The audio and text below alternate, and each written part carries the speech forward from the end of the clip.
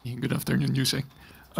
Tatanong ko lang po, yung i-confirm ko lang po if the President has already accepted the resignation of the 3 GSIS Board of Trustees and kung meron na pong na-appoint na replacement sa kanila.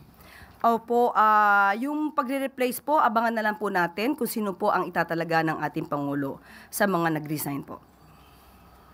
Follow up po. Yung tatlong GSIS Board of Trustees na nag-resign raw po ay may allegations against kay GSIS President Vic Veloso.